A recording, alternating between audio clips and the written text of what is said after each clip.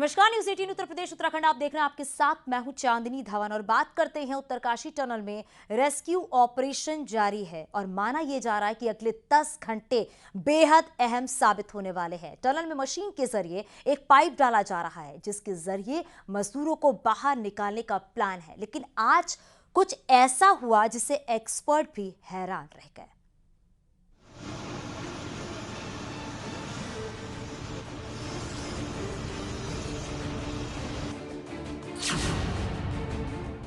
हमारी प्राथमिकता है कि हमारे लोग सुरक्षित रहें। उत्तरकाशी टनल में रेस्क्यू ऑपरेशन के दौरान कुछ ऐसा हुआ जिसके बारे में किसी ने सोचा नहीं था।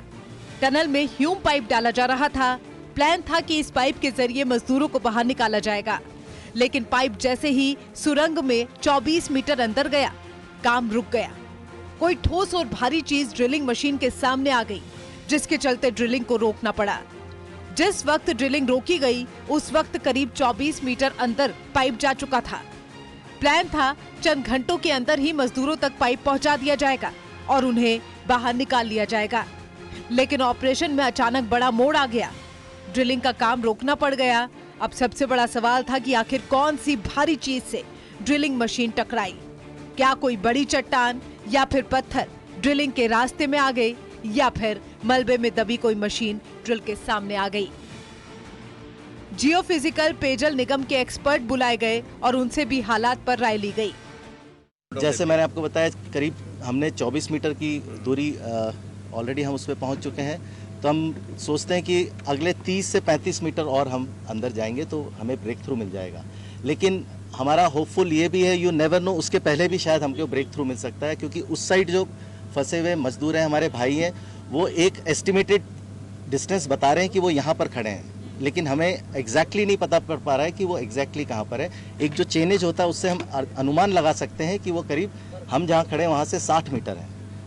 आज रेस्क्यू ऑपरेशन का छठा दिन है। करीब 70 मीटर टनल के अंदर मलबा होने की बात कही जा रही है। वहीं ऑपरेशन के लिहाज से अगले 24 घंटे बेहद अहम है। मजदूरों को टनल से बाहर निकालने के लिए कई प्लान बनाए जा चुके हैं, लेकिन अभी तक सफलता नहीं मिल पाई है। जैसे जैसे वक्त बीतता जा रहा है, मुश्किलें बढ़ती जा रही हैं। जिस वक्त तक ड्रिलिंग का काम रुका, उस वक्त तक 3 पाइप पूरे और चौथा पाइप आधा ही सुरंग के अंदर डाला गया था। अमेरिकी ऑगर मशीन से 900 mm व्यास के करीब 10 से 12 पाइप डाले जाने हैं। प्लान ये है कि जब ऑगर पाइप मजदूरों तक पहुंच जाएगा तो इसके जरिए उन्हें बाहर निकाल लिया जाएगा। जब रेस्क्यू ऑपरेशन शुरू हुआ तो मलबा गिर रहा था, इसलिए मशीन से यहां ड्रिलिंग कर रहे लोगों को बचाने का निर्णय लिया गया, लेकिन पुरानी मशीन में कुछ रुकावट आई। अब नई मशीन लगाई गई है जिसकी पावर और स्पीड पुरानी मशीन से ज्यादा है। कोशिश है कि ये रेस्क्यू कार्य जल्द ही खत्म हो जाए, लेकिन ड्रिल मशीन के काम में रुकावट के कारण देर होने लगी है। केंद्रीय राज्य मंत्री वीके सिंह ने कहा कि घटना के कारणों की अलग से गहन जांच होगी। वर्तमान में पहली प्राथमिकता सुरंग में फंसे लोगों को बचाना है। मजदूरों को निकालने में अभी और कितना वक्त लगेगा कहा नहीं जा सकता। सिलक्यारा मोटर टनल में चल रहे रेस्क्यू ऑपरेशन के तहत आज एक बार फिर से बोरिंग की कार्रवाई शुरू कर दी गई है। आज सुबह करीब 11 बजे के आसपास अचानक से बोरिंग की कार्रवाई रोक दी गई थी। ये जानकारी मिली थी कि जो मशीन है उसमें कुछ तकनीकी खामी आई। ये भी बताया गया कि जो मलबा वहाँ पर है उसके अंदर जो मशीनें फंसी हुई हैं, क्योंकि इस मलबे में 3 बड़ी मशीनें भी फंसी हुई हैं, जिसमें पोकलैंड भी है, जिसमें जो ग्रॉटिंग जो मशीन करती है वो बड़ी मशीन भी इसमें मौजूद है। तो ये भी आशंका जताई गई कि कहीं वो मशीन का इस टकराव सीधे जो बोरिंग मशीन है उससे न हुआ हो।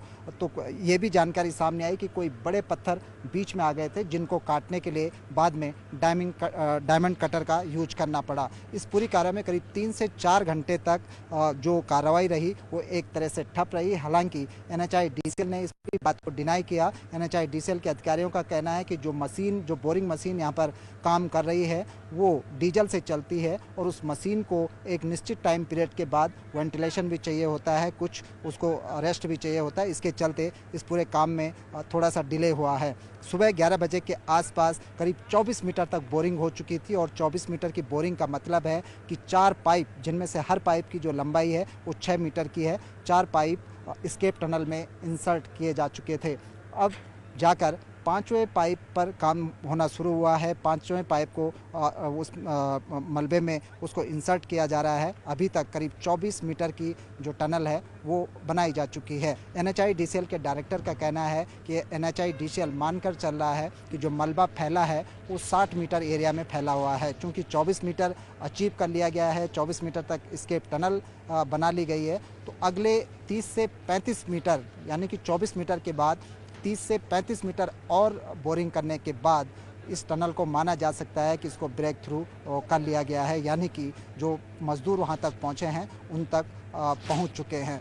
यहां पर कल से ही NDRF और SDRF के जवान लगातार मॉक ड्रिल कर रहे हैं। सबकी एक ही कोशिश है कि जल्द से जल्द उन जवानों तक पहुंचा जाए। अभी तक पिछले 5 से 6 दिनों का जो पूरा ऑपरेशन चला, इस ऑपरेशन में सिर्फ सिंगल वन एक जो पानी का पाइपलाइन है 4 इंच मोटी, वो पाइपलाइन उन 41 जिंदगियों के बीच एकमात्र साधन है उम्मीदों का, क्योंकि उसी पाइपलाइन से उनको ऑक्सीजन सप्लाई हो रहा है, उसी पाइपलाइन से उनको फूड मटेरियल सप्लाई हो रहा है और उसी पाइपलाइन से उनको मेडिकल जो दवाइयाँ हैं वो भी भेजी जा रही हैं। सबसे बड़ी चुनौती तो ये है कि ऑगर मशीन ठीक से काम करती रहे और पाइप फंसे हुए मजदूरों तक पहुंच जाए। अगर पाइप मजदूरों तक पहुंच गया तो उन्हें बिना वक्त गवाए बाहर निकाला जा सकता है, लेकिन जब इस तरह के ऑपरेशन को अंजाम दिया जाता है तो ये कहना मुश्किल होता है कि सुरंग के रास्ते में क्या नई चुनौतियां आ सकती हैं। 3 घंटों तक टनल में ड्रिलिंग का काम रुका रहा, उसके बाद फिर से ड्रिलिंग शुरू कर दी गई। अब देखना यह है कि ये काम किस तेजी के साथ हो पाता है। जो मजदूर फंसे हैं उनके परिजनों की आस इस रेस्क्यू ऑपरेशन पर टिकी हुई है। न्यूज़ 18 के लिए सुनील नरप्रभात के साथ बलबीर परमार की रिपोर्ट।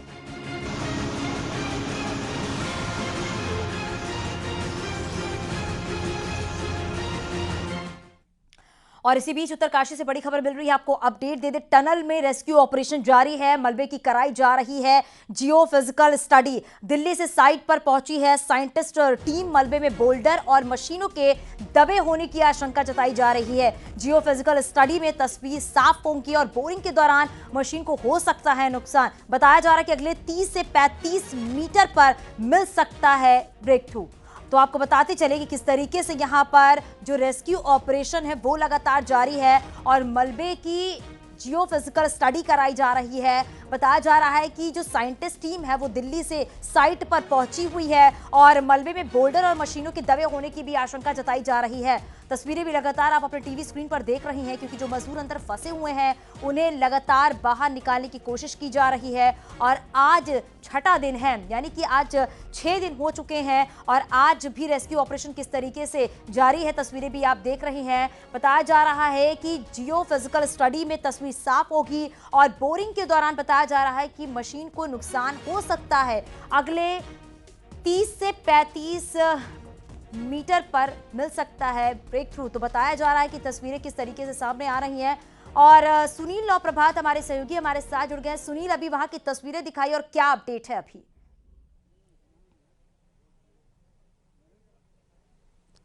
देखिए चांदनी, जो 4 पाइप सुबह इंस्टॉल किए गए थे, जो बोरिंग किए गए थे, अभी स्टेटस वही बना हुआ है। ये बताया गया था कि जो 5वां पाइप जिसको वेल्ड किया गया था उसको बोरिंग करने की, उसको डालने की प्रक्रिया अभी जारी है। डिस्ट्रिक्ट मजिस्ट्रेट उत्तरकाशी ने अभी टनल के अंदर जाकर टनल का निरीक्षण किया है और SP उत्तरकाशी का भी बयान आया है कि उनका कहना है कि मशीन में बीच बीच में, मलबे के बीच में बड़े बोल्डर्स आ रहे हैं, जिसके चलते बहुत सारी दिक्कतों का सामना करना पड़ रहा है। मशीन को रोकना पड़ रहा है, बोल्डर्स को तोड़ने के लिए कुछ और उपाय वहां पर करने पड़ रहे हैं, जिसके चलते इस ऑपरेशन में थोड़ा डिले हो रहा है। क्योंकि 24 मीटर की दूरी तय करने के बाद हम कह सकते हैं कि एक तरह से बहुत उसके बाद रुकावटें पैदा हुई हैं। उसके बाद अभी तक आगे का घटनाक्रम क्या रहा उसकी अपडेट अभी तक नहीं दी गई है।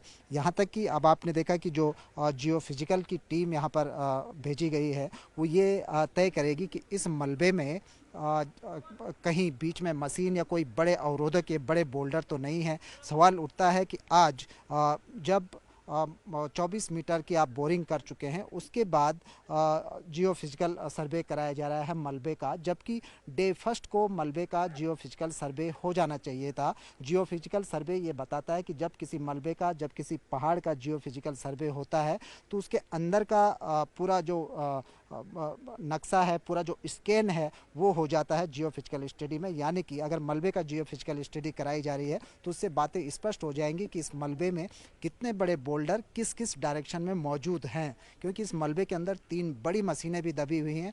जियो फिजिकल स्टडी से उनकी लोकेशंस, उनकी डायरेक्शंस, उनका अलाइनमेंट पता लग जाएगा और उसके बाद जो बोरिंग की जो प्रक्रिया है उसको आसानी से उसको डायरेक्शन से दी जा सकती है कि आगे कोई बड़ा बोल्डर नहीं है, कोई मशीन नहीं है, तो आसानी से बोरिंग की जा सकती है। इस जियो फिजिकल स्टडी में भी जो हमारी बातचीत हुई है जानकार से, उनका कहना है कि कम से कम 2 दिन का समय लगेगा। यानी आज से अगर जियो फिजिकल स्टडी शुरू होती है तो कल तक जाकर तस्वीर साफ होगी। यही कारण है कि जो, हालांकि ये बात सुनील, इस हिसाब से तो ये भी कहा जा सकता है, जैसा कि भी आप बता रहे हैं कि 2 दिन का वक्त लगेगा, इससे ये भी कहा जा सकता है कि धीरे धीरे करके वक्त आगे बढ़ रहा है। आप बने रहिएगा हमारे साथ, हमारे सहयोगी सत्येंद्र बर्तवाल भी हमारे साथ जुड़ गए हैं। सत्येंद्र, क्योंकि देखा जा रहा है अब जिस तरीके से मशीनें मंगाई गई हैं उसको इंस्टॉल किया गया है और अब जियो फिजिकल स्टडी भी कराई जा रही है ताकि अंदर की जो स्थितियां हैं उसको पूरी तरीके से देखा जा सके कि अंदर किस तरीके हालात और कितना वक्त लगेगा कि जब उन सभी मजदूरों को बाहर निकाला जाएगा।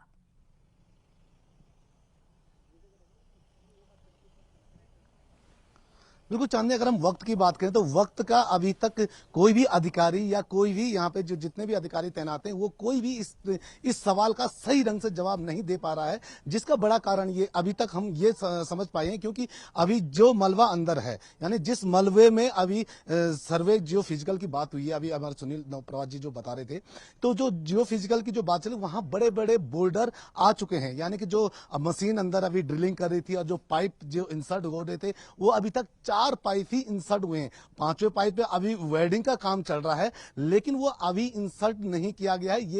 ये सूचना हमें एसपी जो उत्तरकाशी उन्होंने खुद हमें दी है। उन्होंने कहा कि वहां पे कुछ बोर्डर आ गए हैं, उन बोर्डर से कुछ अवरोध हो गया है। अब पहले जो मशीन जो पाइपों को अंदर इंसर्ट कर रही थी, अब वो मशीन पहले उन बोर्डरों को तोड़ने का काम करेगी और उसके बाद ही वो जो पाइप अंदर की तरफ जा पाएंगे। यानी कि अभी तक कुल 4 पाइप अंदर पहुंच पाए हैं और 5वां पाइप पे अभी वेल्डिंग का काम शुरू हो रखा है। अभी मैं जहां पे खड़ा हूं, मैं आपको वहां पे कुछ और तस्वीर भी दिखा देता हूं, क्योंकि जो ये टनल साइड है, टनल साइड का ये वो वाला पॉइंट है जहां पे इनका डंपिंग जोन है। और डंपिंग जोन के सीधे नीचे आपको दिखा दूं तो यहाँ पे एम्बुलेंस कई खड़ी हैं, कई एम्बुलेंस यहाँ पहुंच चुकी हैं और ये एम्बुलेंस सब इस इंतजार में है कि जैसे ही रेस्क्यू अभियान सही ढंग से शुरू हो या रेस्क्यू अभियान में जो मजदूर अंदर फंसे हैं वो मजदूर जैसे ही बाहर निकले तो उनको रेस्क्यू करके सीधे एम्बुलेंस के जरिए हेलीपैड और हेलीपैड के जरिए इनको देहरादून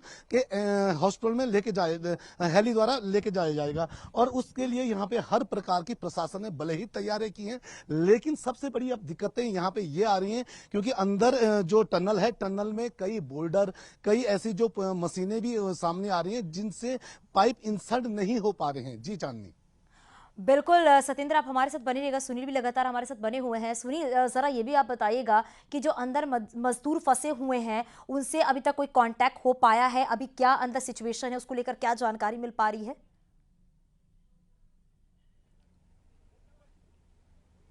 देखिए, जो अंदर अभी तक जो 40 श्रमिक बताए जा रहे थे उनकी संख्या बढ़कर अब 41 हो गई है। ये अभी बड़ी हास्यास्पद सी बात है कि आज 6वां दिन है। 6वें दिन में जाकर हमको पता लगता है कि जो अंदर श्रमिक फंसे हुए हैं उनकी संख्या 40 नहीं 41 है।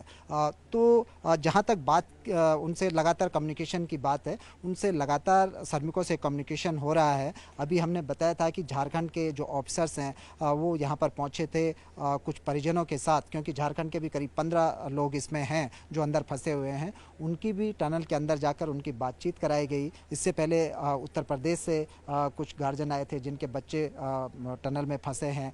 उड़ीसा के लोग यहाँ पर शामिल हैं। बात कम्युनिकेशन कम्युनिकेशन उनसे प्रॉपर बन रहा है, लेकिन कम्युनिकेशन का माध्यम अभी भी वो पानी की एक पाइपलाइन ही है, जिससे उनको ऑक्सीजन से लेकर तमाम फूड मटेरियल और तमाम सामान भिजवाया जा रहा है। लेकिन ये जानकारी भी न्यूज़ 18 को मिली है कि कुछ श्रमिक हैं जिनकी तबीयत भी ख़राब है, जिनको पेट दर्द की शिकायत है। पिछले दिनों हमने देखा था कि वोमिटिंग और सर दर्द की शिकायत देखने को मिली थी। आज जो जानकारी मेरे पास आई है कि कुछ लोगों को पेट दर्द की भी शिकायत हुई है, तो आज भी दोबारा से उनको यहाँ से मेडिसिन भेजी गई है उसी पाइपलाइन के जरिए। तो अभी कम्युनिकेशन का एकमात्र साधन है केवल पाइपलाइन, जिससे आपको ऑक्सीजन भी मिलेगी, पानी भी मिलेगा, खाना भी मिलेगा और दवाई भी सिर्फ उसी पाइपलाइन से उनको भिजवाई जा रही हैं। जी सुनील, आप नजर बनाए रखिएगा, सत्येंद्र आप भी नजर बनाए रखिएगा, क्योंकि पल पल नजर सबकी टिकी हुई है कि कब जल्द से जल्द इन सभी मजदूरों को निकाला जाए। बहुत शुक्रिया आप दोनों का इस पूरी जानकारी के लिए। तो उत्तरकाशी टनल ऑपरेशन पर देहरादून के आपदा कंट्रोल रूम से सीधे मॉनिटर किया जा रहा है।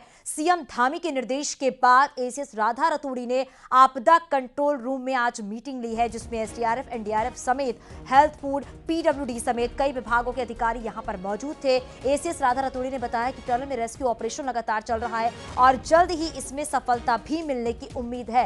टनल के पास एक अस्थायी हॉस्पिटल भी बना दिया गया है।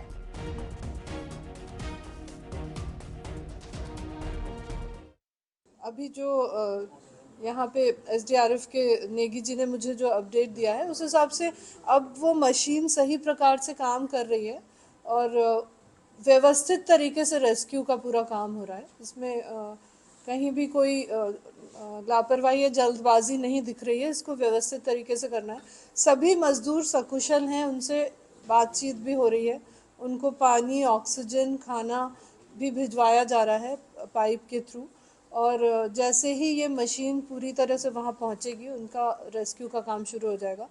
वहाँ पे हॉस्पिटल भी पूरा एक बना दिया गया है छोटा सा, उसमें सारी आवश्यक दवाइयाँ, डॉक्टर सब उपलब्ध हैं।